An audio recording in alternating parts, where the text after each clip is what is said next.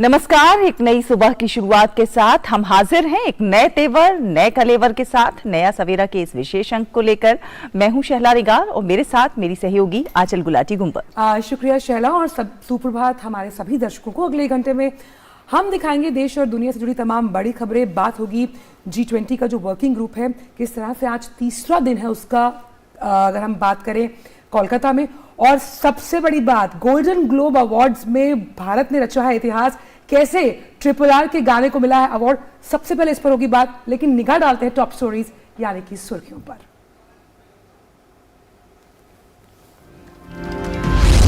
California में golden globe awards में बजा भारत का डंका। राजामौली की फिल्म RRR के तेलुगु गाने नाटू नाटू को मिला बेस्ट ओरिजिनल सॉन्ग का अवार्ड।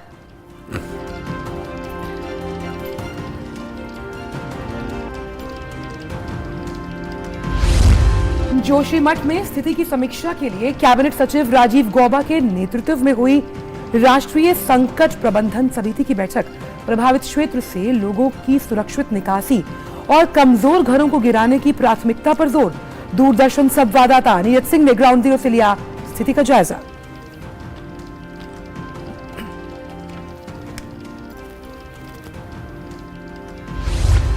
त्रिपुरा में आज से 2 दिन के दौरे पर चुनाव आयोग की टीम। आगामी विधानसभा चुनावों की तैयारियों का लेगी जायजा। राजनीतिक दलों के प्रतिनिधियों से भी होगी मुलाकात।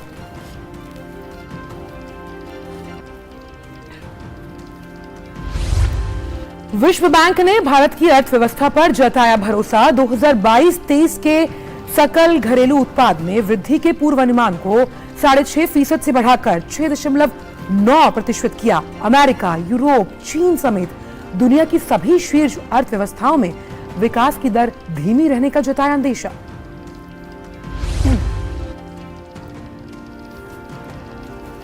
मध्य प्रदेश के इंदौर में आज से शुरू होगा 2 दिन का ग्लोबल इन्वेस्टर समिट। दुनिया भर के 315 से अधिक निवेशक और प्रतिष्ठानों के प्रतिनिधि ले रहे हैं भाग।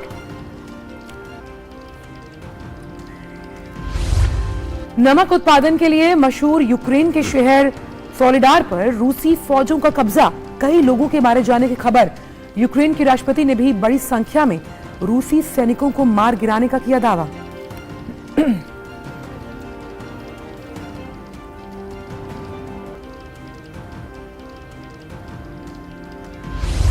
गुवाहाटी में खेले गए पहले वनडे मुकाबले में भारत ने श्रीलंका को 67 रन से दी शिकस्त। 3 मैचों की सीरीज में 1-0 की बढ़त। भारत ने श्रीलंका को जीत के लिए दिया था 374 रनों का लक्ष्य। विराट कोहली ने लगाया शानदार 45वां शतक।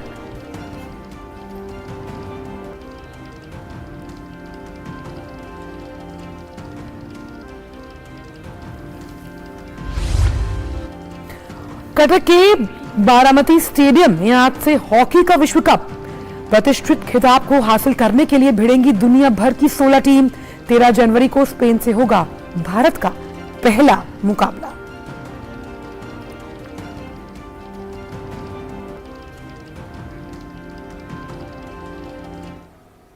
तो नया सवेरा में आइए सबसे पहले देश भर से कुछ खास खबरें देखते हैं और बात करते हैं गोल्डन ग्लोब अवार्ड्स को लेकर। तो कैलिफोर्निया में हो रहे गोल्डन ग्लोब अवार्ड्स में भारत का जोरदार डंका बजा।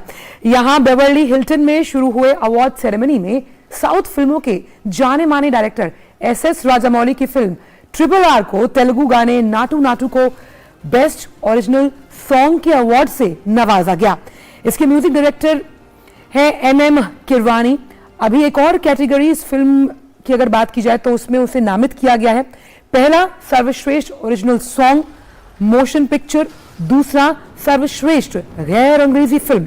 फिल्म में रामचरण और जूनियर NTR ने निभाई है मुख्य भूमिका।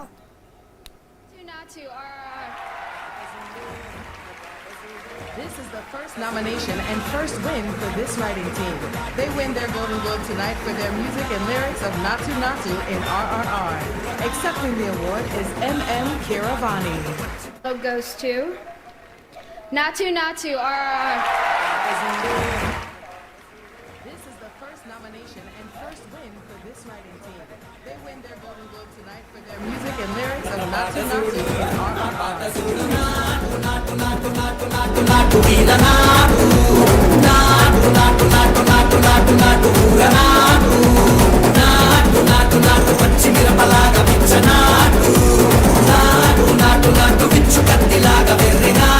నా పాట చూడు నా పాట చూడు నాటు నాటు నాటు నాటు నాటు నాటు వీర నాటు నాటు నాటు నాటు నాటు నాటు నాటు ఊర నాటు నాటు నాటు నాటు పచ్చి మిరపలాగా పిచ్చ నాటు నాటు నాటు నాటు పిచ్చు కత్తిలాగా వెర్రి నాటు। और इसी बड़ी खबर पर बात करने के लिए हमारे साथ जुड़ गई है हमारी संवाददाता साइमा। साइमा, नाटू नाटू का अगर मैं हिंदी अर्थ करूं तो मतलब होता है नाचना, और कहीं ना कहीं टॉलीवुड के लिए आज ये नाचने का दिन है क्योंकि एक प्रतिष्ठित अवार्ड है गोल्डन ग्लोब और यहां पर इस सॉन्ग के म्यूजिक को बहुत अच्छी पहचान मिली है। भारत के लिए सम्मानजनक खबर।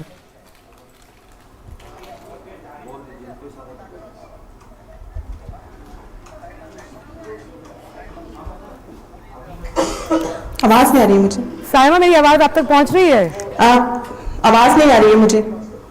साइमा तक हमारी आवाज नहीं पहुंच रही। हम चाहेंगे कि टेक्निकल टीम इसको एक बार देखे कि आवाज क्यों नहीं पहुंच रही, लेकिन अपने दर्शकों को बता दें कि नाटू नाटू इस गाने के लिए गोल्डन ग्लोब में खासतौर पर ओरिजिनल सॉन्ग जो है उसके अवार्ड से नवाजा गया है इसे। और सब जी आंचल आप एक बार और सवाल पूछें। साइमा, मेरा सवाल आपसे ये है कि नाटू नाटू का जो हिंदी अर्थ है उसका मतलब होता है नाचना, और आज भारत के लिए ये नाचने का दिन है, खासतौर पर टॉलीवुड के लिए, कि किस तरह से भारत को ये सम्मान मिला है प्रतिष्ठित गोल्डन ग्लोब अवार्ड्स में।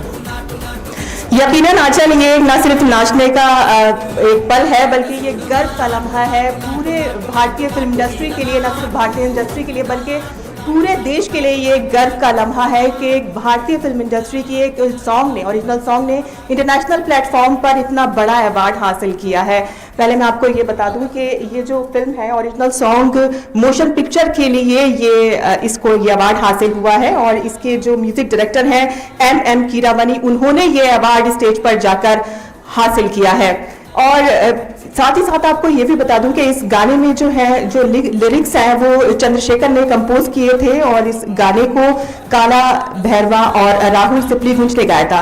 लेकिन खास तौर पे इस फिल्म को जिस तरह से रामचरण और NTR रामाराव ने जिस तरह से इसको दर्शाया, यानी कि उनके जो स्टेप्स थे वो जिस तरह से उनके सिंक्रोनाइज स्टेप्स थे, उसकी वजह से वो पूरी दुनिया में मशहूर हो गया। यहाँ पर भी और बाहर के मुल्कों में भी जहाँ जहाँ ये फिल्म रिलीज हुई है, आपने देखा कि लॉस एंजलिस में भी हमारे पास वीडियोस आए थे जहाँ पर इस गाने को लेकर लोग कितने दीवाने थे, और खास तौर पर जो इसके स्टेप्स थे उनको करते हुए देखे गए, और इसी जो ये गाना है उसी की दीवानगी की वजह से आज उसको ये अवार्ड हासिल हुआ है। हम बात करेंगे सबसे पहले SS राजामौली की, उनको हम मुबारकबाद देना चाहेंगे, खासतौर पर उनकी पूरी टीम को मुबारकबाद देना चाहेंगे जिन्होंने इंटरनेशनल प्लेटफॉर्म पर इतना बड़ा अवार्ड हासिल किया है। हमने देखा कि किस तरह से गोल्डन ग्लोब अवार्ड्स में ये पूरे के पूरे लोग वहां पर शामिल हुए, न सिर्फ शामिल हुए बल्कि रेड कारपेट पे भी वो चले, और इसके साथ साथ उनको एक ग्रैंड वेलकम भी मिला है वहां पर। तो देखा जा सकता है कि किस तरह से इस फिल्म को लेकर, इस फिल्म की टीम को लेकर, इस गाने को लेकर, इस फिल्म की कहानी को लेकर लोगों के अंदर कितनी दीवानगी है। साइमा, गोल्डन ग्लोब अवार्ड जो है अपने आप में काफी प्रतिष्ठित अवार्ड है और हर फिल्म वहां तक जाना चाहती है, अवार्ड को हासिल करना चाहती है, लेकिन SS राजामौली की अगर हम बात करें तो इनकी फिल्में काफी ज्यादा दर्शक पसंद करते हैं। चलिए, समय हमारे पास कम है, आपसे कई सारी बात करना चाहेंगे, लेकिन SS राजामौली जो है वो बहुत बड़े डायरेक्टर हैं। ऑस्कर के बाद अगर हम किसी बड़े अवार्ड्स की अगर हम बात करें तो वो गोल्डन ग्लोब अवार्ड्स ही हैं। और आपको एक बात और बता दूं कि ये फिल्म जो है वो नॉन इंग्लिश कैटेगरी में भी नॉमिनेट हुई है, और नॉन इंग्लिश कैटेगरी में नॉमिनेट होने वाली जो ये फिल्म है उसके साथ जो मुकाबला करने वाली फिल्में हैं वो भी बहुत बड़ी फिल्में हैं, जिसमें जर्मनी, बर्लिन और अर्जेंटीना की फिल्में शामिल शामिल है, वो भी बहुत बड़ी मास्टरपीस है और अपने अपने मुल्कों की तरफ से ऑस्कर के लिए बिल्कुल नॉमिनेटेड साइमा, आगे और आपसे इस पर बात करेंगे, समय हमारे जी। पास कम है, आपको यहाँ रोकना चाहूंगी। फिलहाल बहुत धन्यवाद और एसएस राजामौली को, आरआरआर की पूरी टीम को भी मुबारकबाद हमारी ओर से। बिल्कुल, बहुत बहुत मुबारकबाद। और खास तौर पर मुझे तो इस बात की बहुत खुशी है कि मेरा 1.5 साल का बेटा है, वो उस गाने पे बहुत डांस करता है। मुझे बहुत खुशी होगी खास तौर पर एक भारतीय के तौर पर कि किस तरह से अंतर्राष्ट्रीय मंचों पर, अगर भाषा, क्योंकि कोई संगीत की कोई भाषा नहीं होती, उस लिहाज से अगर इस फिल्म ने ओरिजिनल सॉन्ग का अवार्ड जीता है, अभी तो दूसरी कैटेगरी में भी नॉमिनेटेड है, उम्मीद करते हैं वो भी भारत की झोली में आएगा। बिल्कुल। और रुक कर लेते हैं अब अगली खबर का। आपको बता दें कि जोशीमठ में जमीन धंसने की सबसे खौफनाक मार जेपी कॉलोनी में देखने को मिल रही है। यहां पर कई कई फुट चौड़ी दरारें किसी को भी डरा सकती हैं। जेपी कॉलोनी का इंडोर बैडमिंटन कोर्ट भी दरारों से 2 भागों में बंट गया है। जोशीमठ में ग्राउंड जीरो से आपको दिखाते हैं हमारे संवाददाता नीरज सिंह की यह खास रिपोर्ट। इस समय हम जोशीमठ में जेपी कॉलोनी में हैं और हम आपको जेपी कॉलोनी के हाल बताते हैं कि जब दरारें पड़ी, जमीन खिसकी तो किस तरह की स्थिति थी। ये एक बैडमिंटन कोर्ट है, ये बिल्कुल दीवार झुक गई है। आप समझ सकते हैं कि करीब 90 डिग्री तक ये दीवार झुक गई है। इस कोर्ट को 2 हिस्से में दरार ने बांट दिया है। ये 2 हिस्से में बट गया है और ये 1.5 से 2 फुट चौड़ी दरार है। इसके पीछे अगर आप देखें तो ये दीवार है वो बिल्कुल ढह गई है। जो गेट वाला हिस्सा है वो पूरा का पूरा जो हिस्सा है वो नीचे दब गया है। जो दरारें जोशीमठ के अलग अलग हिस्सों में पड़ी थी, उसका सबसे ज़्यादा जो भीषण कह सकते हैं कि जो असर है वो जेपी कॉलोनी में देखने को मिला। और आपको बता दें कि जेपी कॉलोनी में 150 से ज़्यादा जो फैमिलियां हैं वो रहती हैं और जब ये कह सकते हैं कि आफत उनके सामने आई तो निश्चित तौर पर एक चिंता का सबब भी था उनके लिए। ऐसी कई सारी जगह हैं जहां पर इन दरारों ने इस तरह के भयावह हालत पैदा कर दिए हैं। और पीछे जो आपको पानी का जो साउंड आपको सुनाई दे रहा होगा, ये वही पानी का साउंड है जो जमीन के अंदर से निकला और जिसने ये दरारें पैदा करी, जिसने पानी का जो फ्लो है जब नीचे तक गया तो जो जमीन है वो जमीन खिसकी। तो आप समझ सकते हैं कि कितना तेज जो पानी का बहाव था, कितनी पावर से ये पानी आ रहा था, जिसने इन दीवारों को जो लोहे की और कंक्रीट से बनी हुई थी, ताश के पत्ते की तरह इन दीवारों को ढहा दिया। तो ये त्रासदी आपको जोशीमठ के अलग अलग हिस्सों में देखने को मिलेगी। हम आपको ऐसे दृश्य दिखा रहे हैं ताकि आप समझ सकें कि जोशीमठ किस आपदा से गुजर रहा है। कैमरामैन सुमित के साथ Neeraj Singh, DD news, JP colony, Joshimath. और वहीं कैबिनेट सचिव राजीव गौबा की अध्यक्षता में राष्ट्रीय संकट प्रबंधन समिति एनसीएमसी ने उत्तराखंड के जोशीमठ में स्थिति की समीक्षा की और कहा कि प्रभावित क्षेत्र में सभी निवासियों की सुरक्षित निकासी और सुरक्षित तरीके से कमजोर घरों को गिराने को प्राथमिकता दी जानी चाहिए। उन्होंने इस बात पर जोर दिया कि भू तकनीकी, भू भौतिकीय और हाइड्रोलॉजिकल सहित सभी अध्ययन और जांच को समन्वित और समयबद्ध तरीके से पूरा किया जाना चाहिए। कैबिनेट सचिव ने कहा कि सभी केंद्रीय एजेंसियां आवश्यक सहायता के लिए उपलब्ध रहेंगी। बैठक में उत्तराखंड के मुख्य सचिव ने समिति को जोशीमठ की वर्तमान स्थिति की जानकारी दी। कहा कि गंभीर रूप से क्षतिग्रस्त घरों में रह रहे लोगों को सुरक्षित स्थानों पर भेजा जा रहा है। उन्होंने बताया कि प्रभावित परिवारों को समायोजित करने के लिए जोशीमठ और पीपल कोठी में राहत आश्रयों की पहचान की गई है। राज्य सरकार उचित मुआवजा और राहत उपाय कर रही है। उन्होंने ये भी कहा कि जोशीमठ औली रोपवे का संचालन बंद कर दिया गया। जोशीमठ नगर पालिका क्षेत्र और उसके आसपास के निर्माण कार्यों को भी रोक दिया गया। जिला प्रशासन को उनके राहत और पुनर्वास प्रयासों में मदद करने के लिए राष्ट्रीय आपदा मोचन बल और राज्य आपदा मोचन बल की टीमों को तैनात किया गया।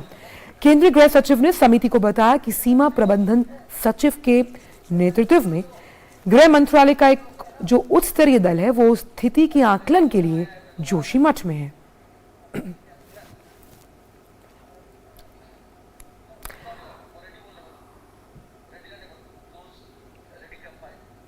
और इसी बड़ी खबर पर बात करने के लिए हमारे संवाददाता नीरज सिंह इस वक्त जोशीमठ से जुड़ रहे हैं। नीरज, हमने आपकी सारी ग्राउंड रिपोर्ट्स देखी, जिस तरह से वहां पर जो अभी हालात हैं, कौन कौन से मकान डेंजर जोन में हैं। मुझे आपसे ये जानना है कि क्योंकि इन मकानों को अब गिराया जाएगा, खासतौर पर जो वहां पर टीम है उसका क्या कहना है, किस तरह से पुनर्स्थापित किया जाएगा उन सभी लोगों को जिनके मकान ढहाए गए हैं। 2 होटल्स को भी गिराने की बात की गई है क्योंकि अभी स्थिति वहां पर ठीक नहीं है। देखिए, बिल्कुल आंचल, उन 2 होटलों को गिराने की जो शुरुआत है वो कल से ही हो गई थी और जैसे बिजली उन होटलों की काट दी गई थी, इसके अलावा जो उनका निचला हिस्सा था उसमें सपोर्ट लगाई गई थी कि अगर ऊपर से तोड़ने की कार्रवाई शुरू होती है तो कहीं ऐसा ना हो कि पूरा का पूरा जो होटल है वो ढह जाए। और आज ऊपर से उसको तोड़ने की जो प्रक्रिया है वो शुरू हो जाएगी, क्योंकि IIT रुड़की से जो एक टीम है वो पहुंच गई थी कल, जो राष्ट्रीय भवन अनुसंधान संस्थान की टीम थी, और मिस्टर कानूनगो जो चीफ साइंटिस्ट हैं उनके नेतृत्व में इस पूरी प्रक्रिया को अपनाया जाएगा। और इसके अलावा कई सारे जो भवन हैं जो डेंजर जोन में हैं उनको आंचल चिन्हित किया गया है। स्टेप बाय स्टेप उन भवनों को भी गिराने की जो कार्रवाई है वो शुरू की जाएगी। लेकिन कल जो IIT रुड़की से टीम आई थी उनका ये कहना था कि पहले प्रशासन से हमें इन दोनों ही होटलों को गिराने की अनुमति मिली है और सबसे पहले इन्हीं होटलों को गिराया जाएगा। उसके बाद जो दूसरे भवन है उनका सर्वे किया जाएगा और जो सबसे ज्यादा डेंजरस स्थिति में होंगे उन भवनों को गिराने की जो क्रिया है वो शुरू की जाएगी। दूसरी सबसे बड़ी बात है कि पुनर्वास को लेकर अस्थायी तौर पर तो प्रशासन और राज्य सरकार ने जो लोग हैं जो डेंजर जोन में रह रहे थे 86 फैमिली, उनको निकालकर सुरक्षित स्थानों पर पहुंचा दिया है। उनके लिए रुकने का इंतजाम किया है, उनके खाने पीने का इंतजाम किया है और सर्दी के मौसम में किसी तरह की परेशानी ना हो उन चीज़ों का भी इंतजाम प्रशासन ने किया है। दूसरी सबसे बड़ी बात है कि उनको स्थायी रूप से किस तरह से पुनर्वास किया जा सकता है, उसके लिए 3 जगह जो राज्य सरकार है उन्होंने देखी थी। हमारी कल एडिशनल सेक्रेटरी से बात भी हुई थी उत्तराखंड, उनका ये कहना था कि 3 जगह हैं, एक तो औली के आसपास है, एक पीपल कोठी है और दूसरा NTPC के पास काफी जमीन पड़ी है, वहां पर उनके पुनर्वास की जो प्रक्रिया है उसको शुरू किया जाएगा। लेकिन पहले शेयर होल्डरों से बात की जाएगी। लेकिन इतना जरूर है आंचल कि आज अगर हम बात करें, आज और कल ये 2 दिन जोशीमठ के लिए चैलेंजिंग है। हमारे कैमरामैन सुमित आपको दृश्यों को दिखाएंगे कि अगर आप देखें तो आज बादल दिखाई दे रहे हैं। कल मौसम साफ था लेकिन आज बादल है और बारिश का भी फोरकास्ट है कि आज जोशीमठ में बारिश होगी। और कल के दिन की बात करें तो कल बर्फबारी का अंदेशा है। मौसम विभाग का कहना है कि कल जोशीमठ में बर्फबारी हो सकती है और अगर आज ज्यादा बारिश हुई तो मुश्किल का सबब बन सकता है एक तो रेस्क्यू ऑपरेशन भी और भवनों को गिराए जाना, और इसके साथ साथ जो बिल्डिंग है जिनमें दरार ज्यादा हैं उन दरारों की वजह से अगर पानी आता है तो कहीं वो गिर ना जाए, इस तरह की जो स्थिति है वो भी उत्पन्न हो सकती है। तो प्रशासन ने पूरी तैयारी की है, उसके लिए भी NDRF और SDRF की टीम अलर्ट मोड पे है, पूरा प्रशासन अलर्ट मोड पे है कि अगर इस तरह की स्थिति आती है तो तत्काल कदम उठाया जाए। नीरज, चैलेंजेस बहुत सारे हैं प्रशासन के सामने और ऐसी परिस्थितियों में भी प्रशासन ये बड़ी कार्रवाई करने जा रहा है, जहां एक तरफ धंसती जमीन के बीच घरों को गिराने का मामला हो या फिर जो है उन लोगों के पुनर्वास का मामला, तमाम सारे कार्य प्रशासन को इस मौसम की मार के बीच में करने पड़ रहे हैं। बहुत सारे सवाल हैं लेकिन समय इतना ही है। आपसे यहां पर इजाजत चाहेंगे। बहुत बहुत धन्यवाद नीरज हमारे साथ जुड़ने के लिए और हमारे साथ ये जानकारी साझा करने के लिए। तो हालात वहां पर मुश्किल भरे हैं। हम उम्मीद करते हैं कि जिस तरह से मिशन मोड में वहां सरकार काम कर रही है, जो मकान जमीन दोज हो सकते हैं किस तरह से उनको स्थापित किया जाएगा, इस पर रहेगी हमारी खास नजर। लेकिन फिलहाल वक्त छोटे से ब्रेक का। जल्दी करो यार प्लीज, जल्दी। दूसरा कोई मैच है क्या? ऐसा ही कुछ है यार, बैंक जाना है दादाजी को लेके। हाँ यार, उम्र होने पर कभी कभी मदद तो लगती है, पर बैंकिंग में नहीं।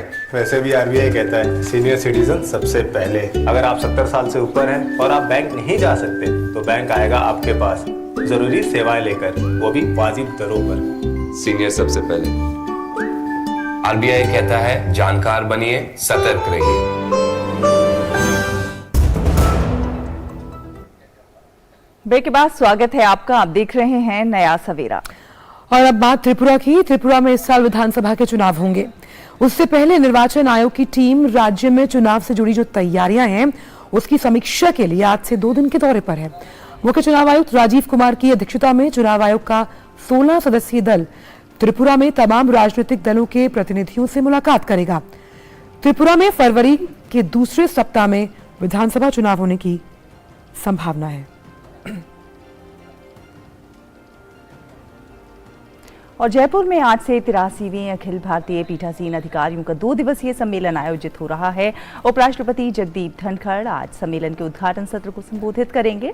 अखिल भारतीय पीठासीन अधिकारी सम्मेलन भारत के विधायी निकायों की सर्वोच्च संस्था है, जिसने 2021 में अपनी स्थापना के 100 वर्ष पूर्ण किए। पीठासीन अधिकारियों का पहला सम्मेलन 1921 में शिमला में आयोजित हुआ था। ये सम्मेलन चौथी बार जयपुर में आयोजित किया जा रहा है। इस अवसर पर एक पुस्तक प्रदर्शनी का भी उद्घाटन किया जाएगा। लोकसभा के अध्यक्ष, राजस्थान के मुख्यमंत्री, राज्यसभा के उपसभापति तथा देश भर की विधानसभाओं के पीठासीन अधिकारियों के इस सम्मेलन में भाग लेने की संभावना है।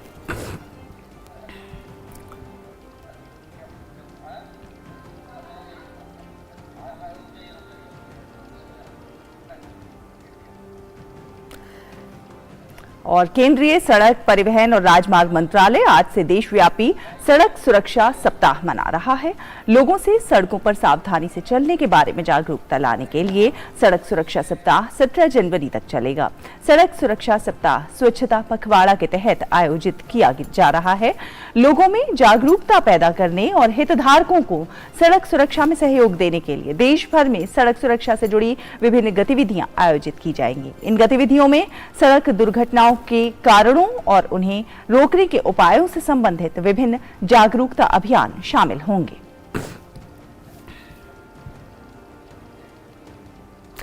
और अब बात करते हैं मौसम को लेकर। दिल्ली एनसीआर सहित पूरा उत्तर भारत शीतलहर की चपेट में है।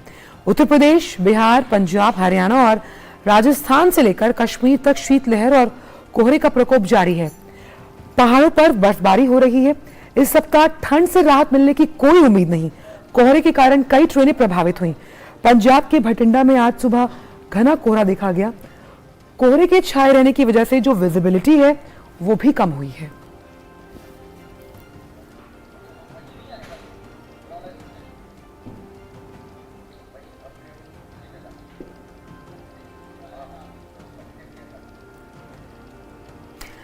बात करते हैं कश्मीर घाटी की, जहां घना कोहरा और शीतलहर जारी है। डल झील के आसपास घना कोहरा होने के कारण विजिबिलिटी बहुत कम हो गई।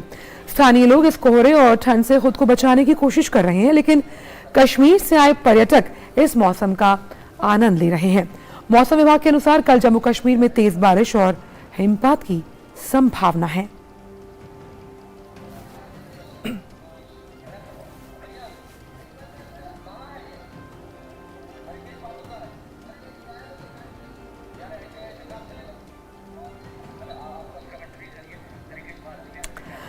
लगातार जो पूरा उत्तर भारत है वो ठंड की मार झेल रहा है। खासतौर पर कोहरे की अगर बात करें तो उसकी वजह से विजिबिलिटी में जो कमी आती है, तो छैला हम जानते हैं कि सड़क, हवाई और रेल यातायात पर बहुत प्रभाव पड़ता है। बिल्कुल, यातायात पर प्रभाव पड़ता है। साथ ही साथ बच्चों के स्कूलों की छुट्टियां हो जाती हैं। पढ़ाई पर भी कहीं ना कहीं बच्चों की जो पढ़ाई होती है वो प्रभावित होती है। बुजुर्गों को भी काफी कुछ झेलना पड़ता है। मॉर्निंग वॉक नहीं कर पाते हैं। तो बहुत सारी दिक्कतें हैं जो सर्दी का ये मौसम लेकर आता है। और कहीं ना कहीं सर्दी कुछ अच्छाइयां भी अपने आप में समेटे होती है। अगर हम बात करें साग सब्जियां उगाने की, हम बात करें खेती बाड़ी की, तो उसमें कहीं ना कहीं फायदेमंद भी साबित होती है। बिल्कुल, और खासतौर पे जब क्योंकि हम जम्मू कश्मीर का जिक्र कर रहे हैं, इस मौसम में भी लोग बर्फबारी का आनंद लेने के लिए वहां पहुंचते हैं। जो शिकारा बोट हाउसेस वगैरह हैं उसमें लोग रुकते हैं और आनंद लेते हैं। बिल्कुल, और हरिकेश बहादुर हमारे सहयोगी वाराणसी से हमारे साथ जुड़ गए हैं। हरिकेश, आज थोड़ा मौसम खुला हुआ नजर आ रहा था, कोहरे की वो मार देखने को नहीं मिल रही थी, लेकिन आप जहां पर खड़े हैं, आपके पीछे मैं देख रही हूँ विजिबिलिटी काफी कम नजर आ रही है। वाराणसी में क्या है मौसम का हाल? साला मैं बताऊं कि मैं बनारस स्टेशन के प्लेटफॉर्म पे हूं, प्लेटफॉर्म नंबर 1 पर, और यहाँ पे विजिबिलिटी 25 मीटर के करीब भी नहीं है।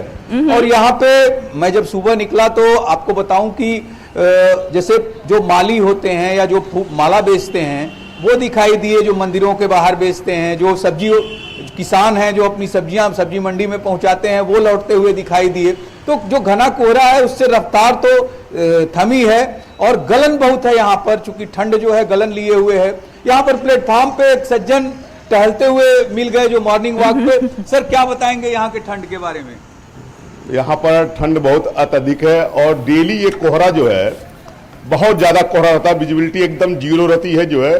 ट्रेनों का भी टाइम जो है 12-12, 15-15 घंटा लेट चल रही है जो है, और जिनको बहुत आवश्यक है वही लोग निकल रहे हैं, बाकी लोग नहीं निकलते हैं इस ठंड के कारण। ये वाराणसी के आम नागरिक हैं, चूंकि ये लोगों का घर स्टेशन के पास है और ये प्लेटफॉर्म पे मॉर्निंग वॉक के लिए निकलते हैं। चूंकि समय अभी आप देख ही रहे हैं 8:30 के आसपास हो गया है, तो ये लोग निकल के टहलते हैं यहाँ पे और विजिबिलिटी जैसा बता रहे हैं कि बहुत कम है। अभी मैं जब आ रहा था तो जितनी भी गाड़ियां सड़क पे हैं सब अपनी लाइट जला के, जो हेडलाइट है जला के चल रहे हैं सावधानी बरतते हुए। तो साला पूरे उत्तर भारत में आप जैसा बता रही थी तो पूरे पूर्वांचल में काफी ठंड है और तापमान जो है वो जो डिग्री सेल्सियस है लगभग हर शहर का, चाहे वाराणसी हो, चंदौली हो, भदोही हो, जौनपुर हो, बलिया हो, ये जितने भी जिले हैं इनमें जो है वो तापमान गिरा हुआ है, गलन वाली ठंड है। विमान जो यहाँ पे आते हैं नियमित उनमें भी देर से आ रहे हैं, 2-2, 3-3 घंटे। एक दिल्ली से चला हुआ विमान तो यहाँ आकर भी उसे चूंकि विजिबिलिटी नहीं थी तो उसे नहीं उतरने और यही इसी वजह से हरिकेश जो गंगा विलास सबसे बड़ा क्रूज है, एक तरह से हरिकेश जो इसीलिए जो गंगा विलास सबसे बड़ा क्रूज था वो 3 दिन की देरी के बाद उसने कल लंगर डाला है। लेकिन समय मेरे पास कम है, आपसे आज के एजेंडे में बात करूंगी। बहुत बहुत शुक्रिया तमाम जानकारियों को हमसे साझा करने के लिए। तो जो ठंड है ना शैला, वो किसी के साथ सौतेला व्यवहार नहीं करती। जो भास्कर देवता है वो भी ठिठुरते हैं, उनके दर्शन के लिए हम सब लालायित हैं। उम्मीद करते हैं कि जल्द ही मौसम जो है वो कुछ साफ हो जाएगा। बिल्कुल बिल्कुल। और अगली खबर का रुख कर लेते हैं अब। प्रधानमंत्री नरेंद्र मोदी कल कर्नाटक के हुबली में राष्ट्रीय युवा महोत्सव का उद्घाटन करेंगे। स्वामी विवेकानंद की जयंती पर देश के युवाओं को राष्ट्र निर्माण की ओर प्रेरित करने के लिए प्रतिवर्ष राष्ट्रीय युवा महोत्सव का आयोजन होता है। खेल और युवा कार्यक्रम मंत्री अनुराग सिंह ठाकुर ने बताया कि 12 से 16 जनवरी तक आयोजित होने वाले महोत्सव की थीम विकसित युवा विकसित भारत है। उद्घाटन समारोह में 30,000 से ज्यादा युवाओं के भाग लेने की उम्मीद है।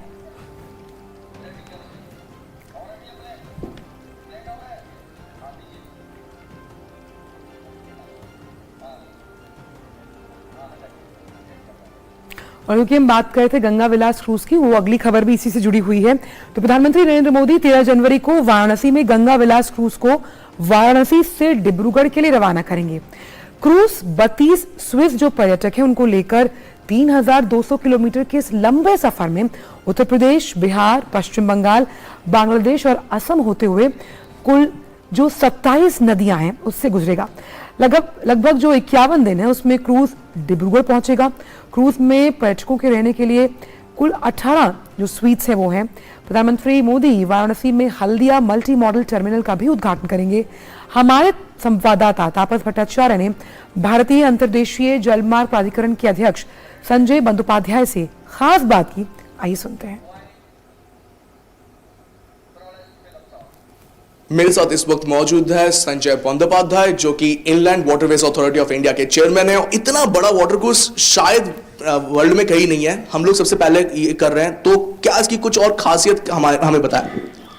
तो मैं बताना चाहूँगा सबको कि ये माननीय प्रधानमंत्री जी ने जो वाटरवे को विकास करने के लिए जो कदम उठाए हैं उसके कारण ये संभव हो पाया है। और ये जो क्रूज़ है 3,200 किलोमीटर जाएगा बनारस से डिब्रूगढ़ तक, 27 रिवर सिस्टम्स को क्रॉस करेगा और 51 दिनों में करेगा। और इन भारतवर्ष के और बांग्लादेश के नदियों से जाएगा। और लोग जो टूरिस्ट हैं इसमें ये सब स्विस नागरिक हैं और ये 18 सूट्स में ये रहेंगे। जो नदियों के आसपास जो हमारे सिविलाइजेशन डेवलप हुए, जब लोग पानी के माध्यम से जाएंगे और रहेंगे उसमें क्रूज़ में, वो देखेंगे कि पानी के माध्यम से ही पहले सिविलाइजेशन ट्रांसपोर्ट करते थे शुरुआत में, वो आसान तरीका था। इसीलिए नदियों के आसपास ही सबसे ज़्यादा विकास हुआ। जो पुराने हज़ारों साल पुराने जो मॉन्यूमेंट्स हैं, प्लेसेस हैं, बिजनेस प्लेसेस हैं, वो सब पानी के आसपास हैं। तो उनको एक नया परिदृश्य दिखेगा भारतवर्ष में। सर, ये टूरिज्म को बढ़ावा तो देगा, इसके साथ साथ प्रधानमंत्री कुछ और भी प्रोजेक्ट का अनावरण करने वाले हैं इसके साथ, तो उन प्रोजेक्ट के बारे में थोड़ा हमें बताएं कि क्या क्या होगा उससे, कैसे वाटरवेज को, और ये जो जैसे हम बार बार कहते हैं कि एक इसमें बहुत उम्मीद है इसको आगे लेके जाने की, इस प्रोजेक्ट में, ऐसे प्रोजेक्ट्स में, तो उसको कैसे बढ़ावा मिलेगा? सो माननीय प्रधानमंत्री जी ने जो इतने सालों में वाटरवेज को जो दिया है, मदद दी है, उसके कारण और 6 नए प्रोजेक्ट्स का उद्घाटन होगा या उसमें इसकी भूमि पूजन होगा। तो सबसे पहले तो जो होगा Haldia multi modal terminal, PM गति शक्ति योजना के तहत ये टर्मिनल है।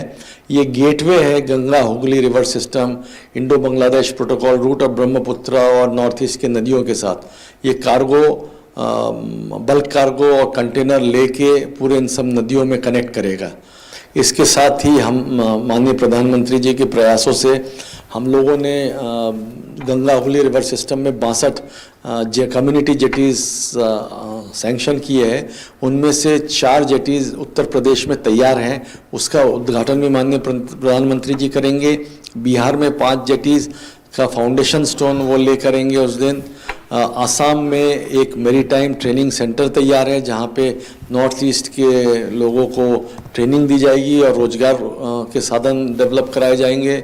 वहाँ पे एक शिप रिपेयर फैसिलिटी जो ब्रह्मपुत्र में चल रहे हैं, नॉर्थ ईस्ट में जो वेसल्स हैं उनको मरम्मत करने के लिए, ड्राई डॉकिंग करने के लिए उपलब्ध होगा, उसका फाउंडेशन स्टोन माननीय प्रधानमंत्री जी ले करेंगे।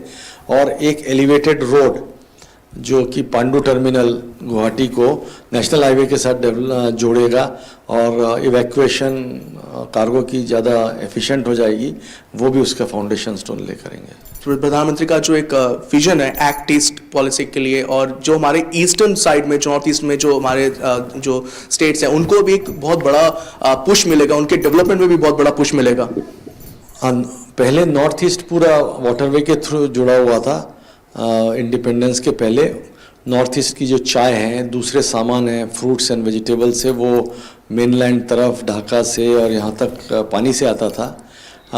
अब ये जब जुड़ जाएगा तो न केवल यहाँ का सामान नॉर्थ ईस्ट में जाएगा, नॉर्थ ईस्ट का सामान भी यहाँ आ जाएगा। और नॉर्थ ईस्ट में बहुत सारी नदियाँ हैं, उनमें अच्छा पानी भी रहता है, तो इन सब के माध्यम, वाटरवे के माध्यम से ये बहुत आसानी से जुड़ जाएगा। ये जो पूरा जो सिस्टम है वाटरवेज का, वो एक तरह से हेल्प करेगा, मदद करेगा सिर्फ देश के नहीं बल्कि जो नॉर्थ ईस्ट है उसके विकास में भी। कैमरा पर्सन सैली के साथ मैं तापस भट्टाचार्य, दूरदर्शन समाचार, दिल्ली। तो आइए सुनते हैं कि केंद्रीय बंदरगाह, पोत परिवहन एवं जलमार्ग मंत्री सर्बानंद सोनोवाल ने गंगा विलास क्रूज के बारे में क्या कुछ कहा है। गंगा विलास जो अभियान, जो यात्रा दुनिया के सबसे लंबे रिवर क्रूज जो अगली 13 तारीख को परम आदरणीय प्रधानमंत्री की द्वारा फ्लैग ऑफ किया जाएगा बनारसी में, और 27 रिवर सिस्टम को पार करके 51 दिन के अंदर डिब्रूगढ़ पहुंचेगा। बांग्लादेश प्रोटोकॉल रूट की जरिए। तो इससे कई बातों में हमें विशेष रूप से मदद मिलेगा। केंद्रीय संस्कृति, पर्यटन और उत्तर पूर्वी क्षेत्र विकास मंत्री जी किशन रेड्डी ने कहा कि गंगा विलास क्रूज की यात्रा देश में रिवर क्रूज पर्यटन को बढ़ावा देने में एक महत्वपूर्ण भूमिका निभाएगी। ये भारत के लिए क्रूज टूरिज्म के बारे में, वो डोमेस्टिक हो, इंटरनेशनल क्रूज टूरिज्म हो, मोटिवेशन के लिए, बढ़ावा देने के लिए एक अच्छे हमारे लिए एक एग्जाम्पल होगा, हमारे को रास्ता होगा। भारत सरकार ने इस क्रूज टूरिज्म को इम्प्रूवमेंट करने के लिए हर एंगल पर काम कर रहे हैं। हम तो चाहते हैं सभी जिस जगह जाते हैं उस स्विट्जरलैंड के टूरिस्ट है इस पहले ट्रिप में, वो देश के पूरे अलग अलग भारत देखो नाम पर सभी देश के क्रूज टूरिज्म के द्वारा सभी देखने वाले हैं। जितने भी लोकल पब्लिक रिप्रेजेंटेटिव्स है, लोकल बॉडीज है, स्टेट गवर्नमेंट्स है, गवर्नमेंट इंडिया का एजेंसीज है, सभी लोग उनको स्वागत करें। और सभी जगह कलकत्ता गए तो कलकत्ता का टूरिज्म का दृष्टिकोण से कलकत्ता वेस्ट बंगाल का कल्चर के बारे में उनका कल्चर प्रोग्राम्स होगा। असम गए तो असम में होगा, बांग्लादेश गए तो बांग्लादेश से भी बातचीत करें। इसमें एक्सटर्नल अफेयर्स मिनिस्ट्री भी बहुत बड़ा योगदान दे रहे हैं। इसलिए सभी लोग, एक्सटर्नल अफेयर्स हो, शिपिंग एंड पोर्ट मिनिस्ट्री हो, कल्चर मिनिस्ट्री हो, टूरिज्म मिनिस्ट्री हो, स्टेट गवर्नमेंट हो, ऐसे सभी लोगों का योगदान उसमें है। तो अब ज्यादा वक्त नहीं बचा है, उसमें 13 जनवरी को प्रधानमंत्री जो है हरी झंडी दिखाएंगे इस क्रूज को। फिलहाल नया सवेरा में वक्त एक छोटे से ब्रेक का है। ब्रेक के उस पार कुछ और खबरें हैं, आप देखते रहिए डीटी न्यूज। डिजिटल बैंकिंग का है जमाना, टाइम है बचाना। डिजिटल बैंकिंग है आसान, करो चाहे कोई भुगतान, एनी टाइम एनीवेयर, सेफ है, फास्ट है, हर पेमेंट उंगलियों पे सेट है। लेन देन के हैं ऑप्शंस कई, IMPS, NEFT, UPI भी। 24 घंटे करते ये काम, पेमेंट आसान और रहे आराम। RBI कहता है जानकार बनिए, सतर्क रहिए।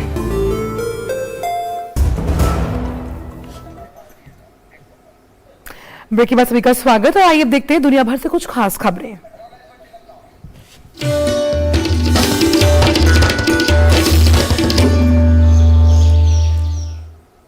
कनाडा ने श्रीलंका में सशस्त्र संघर्ष के दौरान मानवाधिकारों के घोर उल्लंघन के लिए पूर्व राष्ट्रपतियों गोटाबाया राजपक्षे और महिंदा राजपक्षे सहित श्रीलंका के 4 शीर्ष अधिकारियों के खिलाफ प्रतिबंध लगा दिया है। श्रीलंका में सशस्त्र संघर्ष के दौरान मानवाधिकार उल्लंघन के लिए जिम्मेदार 4 श्रीलंकाई अधिकारियों के खिलाफ विशेष आर्थिक उपाय अधिनियम के तहत ये प्रतिबंध लगाए गए हैं। विशेष आर्थिक उपाय अधिनियम के अनुसार प्रतिबंधित व्यक्तियों के कनाडा में प्रवेश बैन के साथ ही देश में मौजूद उनकी किसी भी संपत्ति को जब्त किया जा सकता है।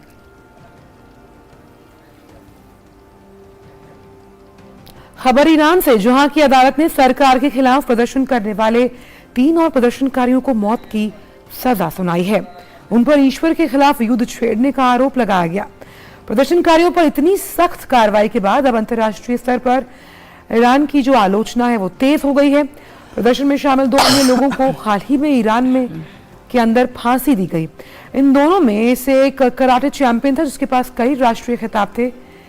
मीडिया रिपोर्ट्स के मुताबिक जो इन 3 प्रदर्शनकारियों को फांसी की सजा सुनाई गई उनका नाम साले मिरा हाशमी, माजिद काजेमी और सैयद या गोभी है और इन तीनों को इस्फहान शहर में सरकार विरोधी प्रदर्शनों के दौरान सरकार समर्थित मिलिशिया के लोगों की कथित हत्या का दोषी ठहराया गया।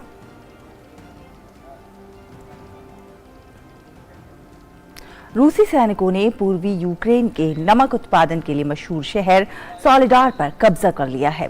सोलेडार में भयंकर संघर्ष के बाद रूसी सेना ने इस शहर को अपने नियंत्रण में ले लिया है। इस संघर्ष में कई लोगों के मारे जाने की खबर है। सोलेडार शहर पर बढ़त बनाने के बाद रूसी सैनिकों का अगला निशाना बखमुत शहर है, जिस पर कब्जा करने के लिए संघर्ष चल रहा है। वहीं यूक्रेन के राष्ट्रपति ज़ेलेंस्की ने हमले में बड़ी संख्या में रूसी सैनिकों को मार गिराने का दावा किया है।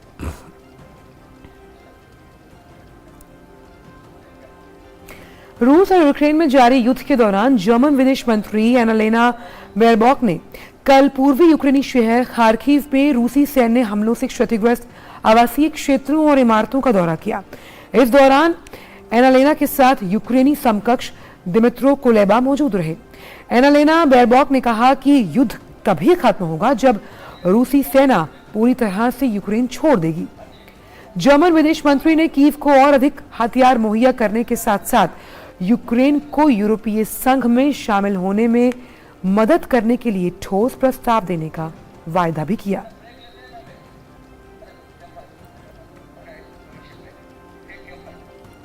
रुकेंगे एक और छोटे से ब्रेक के लिए, जल्द हाजिर होंगे कुछ और खबरों के साथ। आप देखते रहिए नया सवेरा।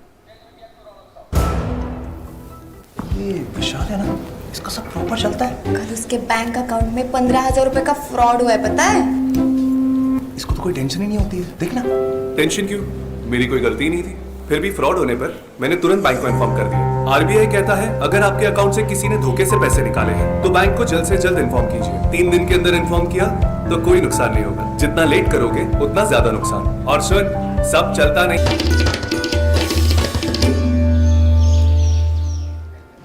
इंदौर में प्रवासी सम्मेलन के समापन के बाद अब इस शहर में आज से 2 दिन के लिए ग्लोबल इन्वेस्टर्स समिट शुरू हो रहा है।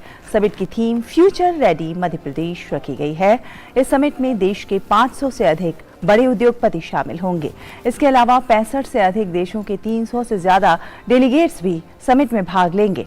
शुभारंभ सत्र में सूरीनाम के राष्ट्रपति चंद्रिका प्रसाद संतोखी एवं गुयाना के राष्ट्रपति डॉक्टर मोहम्मद इरफान अली का संबोधन होगा। इस सत्र में विदेश मंत्री एस जयशंकर और उद्योग मंत्री पीयूष गोयल का भी वर्चुअल संबोधन होगा। कार्यक्रम को राज्य के मुख्यमंत्री शिवराज सिंह चौहान भी संबोधित करेंगे। इन्वेस्टर्स समिट में विभिन्न विषयों पर 19 सत्र होंगे।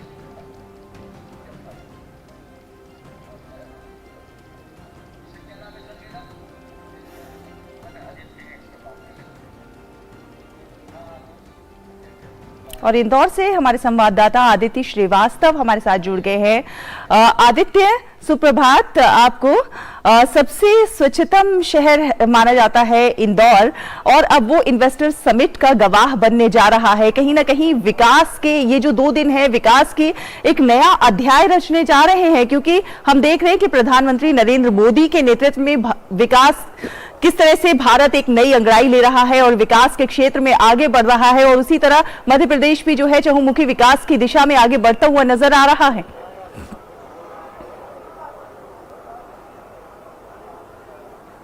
बिल्कुल सुप्रभात आपको और हमारे सभी दर्शकों को। और बहुत महत्वपूर्ण बात आपने कही है, वही मध्य प्रदेश है। अगर 2004 से लेकर अभी तक अगर देखें, 2023 आ चुका है। ये 6वीं समिट है, ग्लोबल इन्वेस्टर समिट 6वीं समिट है। और ये वही मध्य प्रदेश है जब 2014 की विकास दर क्या हुआ करती थी और आज की विकास दर क्या हुआ करती थी कि क्या है, इसमें जमीन आसमान का फर्क है। आज मध्य प्रदेश की विकास दर की अगर बात की जाए तो करीब करीब 19.76% के आसपास मध्य प्रदेश की विकास दर हो चुकी है।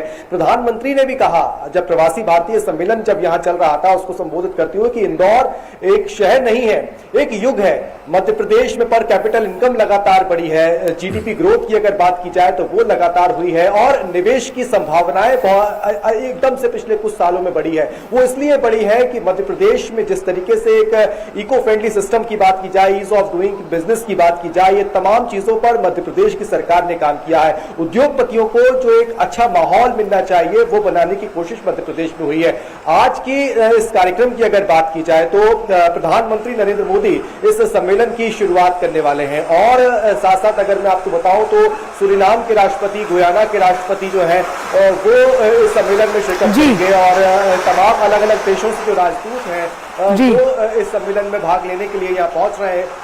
ये महत्वपूर्ण बात है कि एक लैंड बैंक मध्य प्रदेश की सरकार ने बनाया है और वो लैंड बैंक अगर देखें तो वो लैंड बैंक 1 लाख एकड़ से ज्यादा का है। इन्वेस्टर्स को सिंगल विंडो सिस्टम के तहत काम करने के लिए कहा गया है।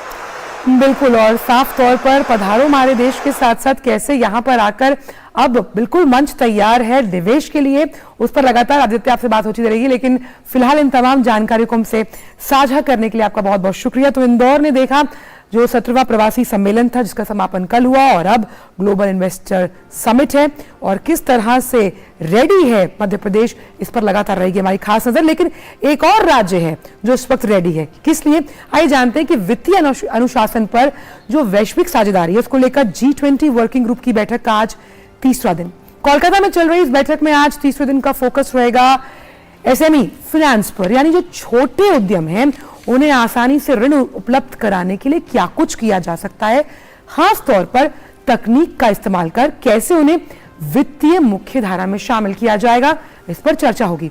इसके साथ ही भारत की अध्यक्षता में साल 2023 की वित्तीय समावेशन का एक्शन प्लान तैयार किया जाएगा और उस पर आम राय बनाने की कोशिश की जाएगी।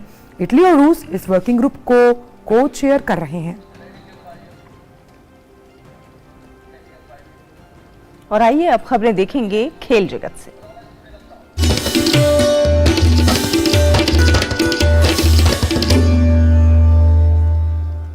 ओडिशा में होने वाले हॉकी विश्व कप को लेकर देश के साथ साथ ओडिशा राज्य के लोगों में भी जबरदस्त उत्साह देखने को मिल रहा है। जहां एक ओर भुवनेश्वर पूरी तरह से हॉकी विश्व कप के रंग में रंगा हुआ नजर आ रहा है, तो वहीं दूसरी ओर हॉकी प्रेमियों को विश्वास है कि भारतीय टीम इस बार हॉकी विश्व कप जीतने में जरूर कामयाब होगी। ओडिशा तैयार है हॉकी विश्व कप की मेजबानी के लिए। महज 4 साल के अंदर दूसरी बार मेजबानी का गौरव हासिल करने वाले ओडिशा की ये तस्वीर दिखा रही है कि इस प्रतियोगिता को लेकर उत्साह चरम पर है। पूरा भुवनेश्वर शहर हॉकी के रंग में रंगा हुआ है और दूर दूर तक जहां भी निगाह जा रही है वहां हॉकी विश्व कप से जुड़ी तस्वीरें और इस खेल के अद्भुत रंग दिखाई दे रहे हैं। यही नहीं, भारतीय टीम का हौसला बुलंद रहे, इसके लिए उन्हें फैंस द्वारा ऑल द बेस्ट कहने का सिलसिला भी देखने को मिल रहा है। ओडिशा में इस साल हो रहा है हॉकी वर्ल्ड कप और पिछले साल 2018 में भी हुआ था एक बार हॉकी वर्ल्ड कप ओडिशा में और उस साल परफॉर्मेंस ठीक ठाक दिया था, लेकिन लग रहा है इस साल अच्छा करेगा और शायद फाइनल भी जीत जाए और लग रहा है कि इस साल जीत जाएगा इंडिया हॉकी वर्ल्ड कप, चक दे इंडिया। हम सारे वर्ल्ड कप जो FIH men's world cup hockey organise होने जा रहा है, हमारे माननीय प्रिय मुख्यमंत्री जी उनकी इतनी अच्छी लीडरशिप की वजह से हम 2 बार ये हॉकी देखने की हमको सुविधा मिल रही है। प्रधानमंत्री जी नरेंद्र मोदी जी को भी बहुत सारा धन्यवाद देना चाहती हूँ। उनकी सपोर्ट की वजह से ये सारा हो रहा है। जो ओडिशा अभी देखोगे पूरा दुल्हन के जैसे सजी हुई है। हमारे ओडिशा में ना कि केवल भुवनेश्वर में, राउरकेला में भी आयोजित हो रहा है ये गेम। हॉकी विश्व कप ओडिशा के 2 शहरों भुवनेश्वर और राउरकेला में आयोजित होगा। भारतीय टीम की बात करें तो टीम ग्रुप डी में है, जहां इंग्लैंड और स्पेन जैसी टीम भी मौजूद है। कुल मिलाकर कहा जा सकता है कि आने वाले दिन देश को हॉकी के रोमांच से सराबोर करेंगे और देश का हर एक खेल प्रेमी यही चाहेगा कि इस बार टीम इंडिया 1975 के इतिहास को फिर से दोहराए। तो कटक में ओपनिंग सेरेमनी को लेकर अगर हम हॉकी की बात करें तो तैयारियां पूरी हो चुकी हैं।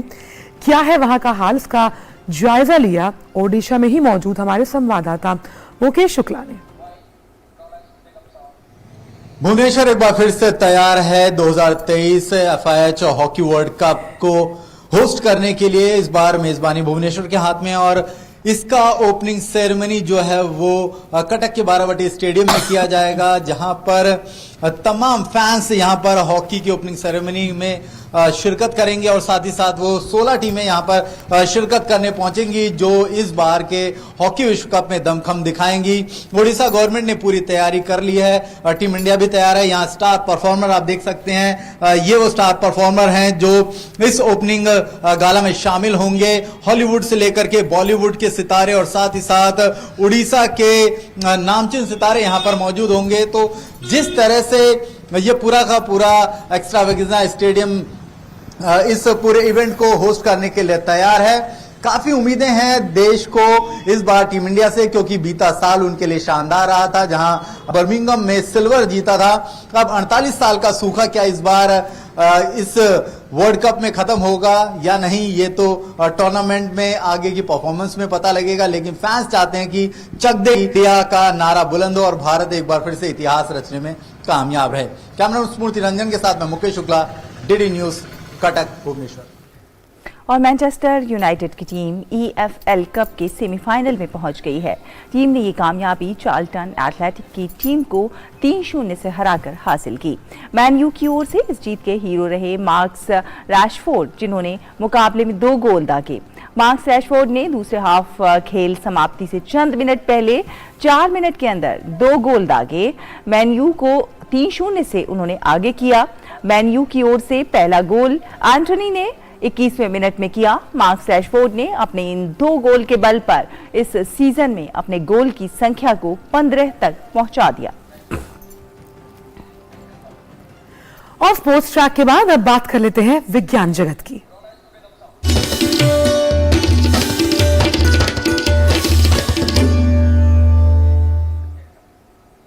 साइंस बिजनेस हब के इस अंक में आज हम जानेंगे अमेरिका के लास वेगास में हो रहे कंज्यूमर इलेक्ट्रॉनिक्स शो के बारे में। यहां दुनिया भर से लोग अपने इलेक्ट्रॉनिक्स के क्षेत्र में किए गए नवाचारों का प्रदर्शन करने के लिए आते हैं। अमेरिका के लास वेगास शहर में इनोवेशन का वर्ल्ड कप कहे जाने वाले CES यानी कंज्यूमर इलेक्ट्रॉनिक शो लौट आया है। यहाँ दुनिया के अलग अलग हिस्सों से लोग इलेक्ट्रॉनिक उत्पादों में किए गए अपने नवाचारों को दिखाने के लिए आते हैं। हमारी छोटी से छोटी जरूरतों में दाखिल हो चुके बिजली से चलने वाले उत्पादों में बड़ी तेजी से बेहतरी देखने को मिल रही है। इस इलेक्ट्रॉनिक शो में आवाज से चलने वाले खिलौने से लेकर ऐसे उपकरण भी मौजूद हैं जो ये बता सकते हैं कि फल कितना पका हुआ है। हमारा लक्ष्य ये है कि आप रोबोट से लेकर ड्रोन और कार से लेकर एयरक्राफ्ट तक को अपनी आवाज से नियंत्रित कर पाएं। आपको मशीनें चलाने के लिए कोई इंजीनियर या प्रोग्रामर होने की जरूरत नहीं है। इस उपकरण में हमारे पेटेंट कराए हुए इलेक्ट्रोड्स लगे हुए हैं और ये ब्रेन वेव को माप सकता है। इससे ये उपकरण डिमेंशिया, पार्किंसंस, डिप्रेशन और दिमागी चोट जैसी समस्याओं का समय से पता लगा पाएगा। नए नए तरीकों के इन गैजेट्स में कुछ सुनने में अजीब जरूर लग सकते हैं, पर इन्हीं गैजेट्स में से कुछ हमारी जिंदगी बदलने की संभावनाएं रखते हैं।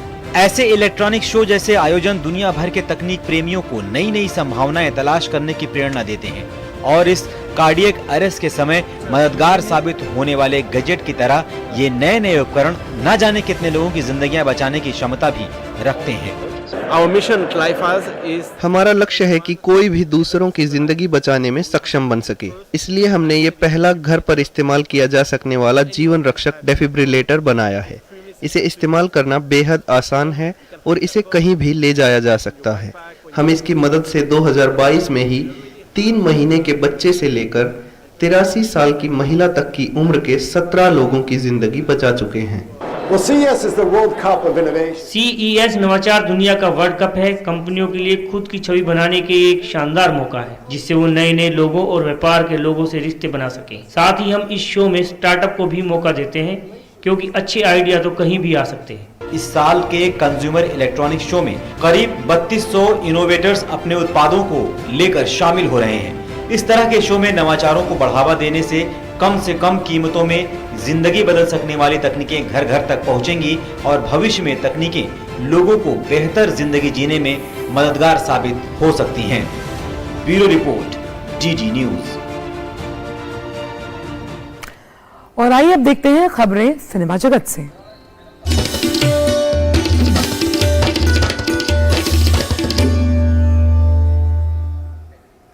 तो आपको बता दें कि मार्वल स्टूडियोज की नई film Ant Man and the Wasp Quantumania की, जिसका ट्रेलर हाल ही में रिलीज हुआ है, इस फिल्म का निर्देशन पीटर रीड ने किया है। फिल्म में मार्वल के विलेन कांग द कॉन्करर की वापसी हो रही है। वहीं इस फिल्म में सुपर हीरो एक नए रहस्य को सुलझाते हुए भी नजर आएंगे, जिसे देखना काफी रोमांचक होगा।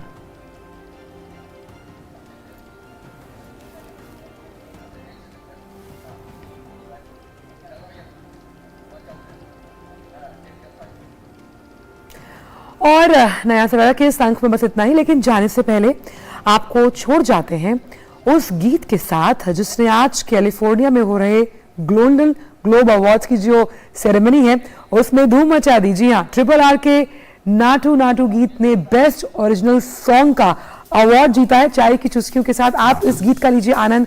हमें दीजिए इजाजत। नमस्कार।